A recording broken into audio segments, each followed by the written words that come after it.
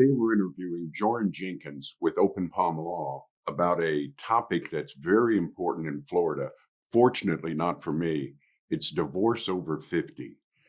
Joryn, I know a lot of our viewers are going to be very interested in this because and it breaks our heart when Anita and I discover one of our Yeah. friends is getting divorced.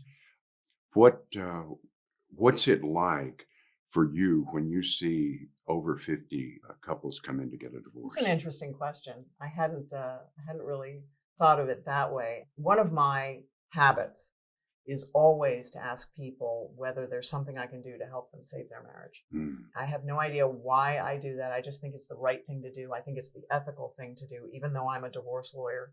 But especially when you see older people who have committed 25, 30 years to 40 years sometimes to a marriage who are giving up. Well, in fact, they're not so much giving up sometimes. Maybe they're just finally reaching a conclusion, or maybe it's just that they've grown apart. Maybe it's that the husband worked hard all of his life and now he's home and she has no idea how to deal with that. So there are all kinds of things that can cause divorce over it. Maybe the kids have finally all left the nest. Or maybe it's a traumatic event like dad has to come live with you guys oh boy. and that's causing a rift. And so sometimes there is something that we can do to help them deal with whatever's causing the rift. Other times there's not. And then the issue is, can we do this divorce as nicely and gently as possible? You've got adult children. Many times we all think, okay, the kids are adults now. They don't matter anymore as far as the divorce goes. No, they matter. Sometimes they matter significantly. I've had divorces where I had to meet with the children.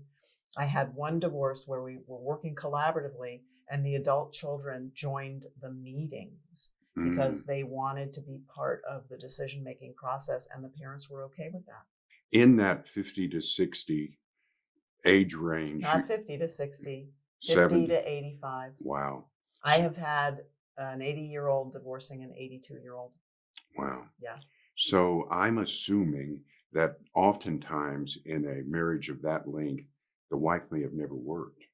Yeah, well, and of course, we're talking about older folks, so they're Yeah. from a different generation maybe than some of our viewers. And you're absolutely right.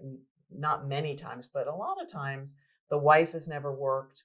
And so we're dealing with serious financial issues, often serious financial problems. I mean, how many times do we see a couple who are struggling to pay the bills while they're married and now they want to separate into two households?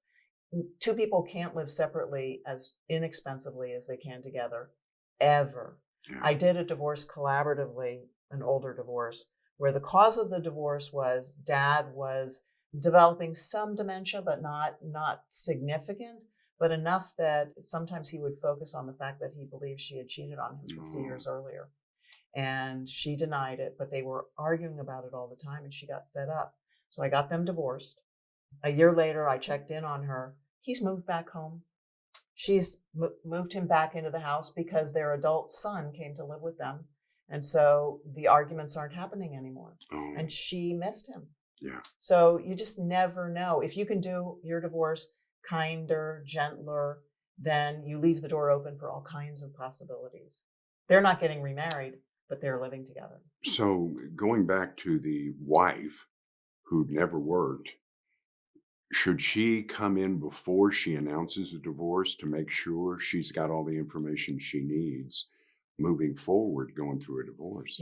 I want, number one, I want everyone to come in before they file anything. Hmm. What I really like is when both spouses come to see me. Hmm. One spouse says to the other, I'm thinking about this. I want to talk to a lawyer. She said that you should come to the meeting with me. And then I talk to both of them about their choice of process. Do they want to mediate? Do they want a kitchen table? Do they want to I can help one of them do the paperwork? Do they want to collaborate? Do they have enough money to collaborate? Collaboration is cheaper than litigation by a long shot, but it's still more expensive than doing it yourself. Sure. So I like to talk about all that and let them make that first decision together. Once they do that, then we proceed accordingly. If someone comes to see me before they've announced, then we have to talk about, okay, how are you going to announce? How are you Hmm. going to let your spouse know? Because when I got divorced, that was the hardest thing for me. How am I Yeah. going to tell them? So we've talked about a number of people involved, the children, even though they might be adult, the spouses individually. Is there a way they can reach out to you to get some of that information if their parents are about to get divorced or I have grandparents call me where one of the kids told them, and the grandparents were concerned that they have a good divorce so that they could still see their grandkids. um, So, and then you've got the grandparents sometimes who use their entire retirement funds to fund their kids' divorce.